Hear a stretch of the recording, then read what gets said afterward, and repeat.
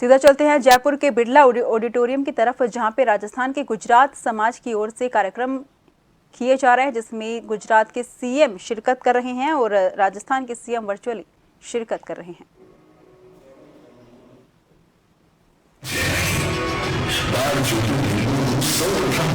सोमनाथ महादेव जय। पूर्ण पुरुषोत्तम भगवान श्री कृष्ण की नगरी द्वारिका जय।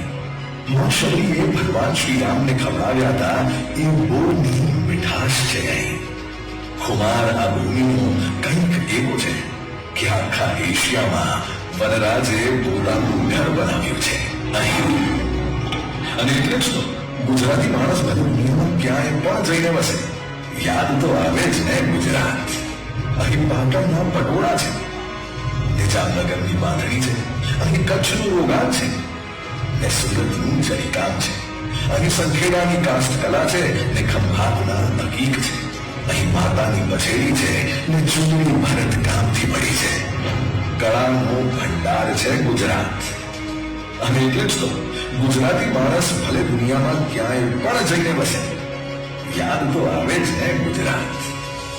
આજથી અંદાજે 100 વર્ષ પહેલા મહાત્મા ગાંધીના સુગાનમાં અમદાવાદનો સાબરમતીનો આશ્રમ પ્રતીક બન્યો હતો સ્વતંત્ર ભારતના નિર્માણનો।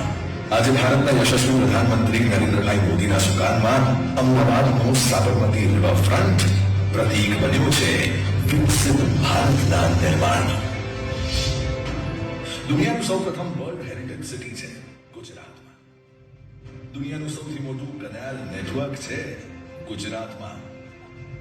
દુનિયાની સૌથી વિરાટ પ્રતિમા સ્ટેચ્યુ ઓફ યુનિટી છે ગુજરાતમાં। દુનિયાનું સૌથી મોટું office complex Surat diamond boards છે ગુજરાતમાં।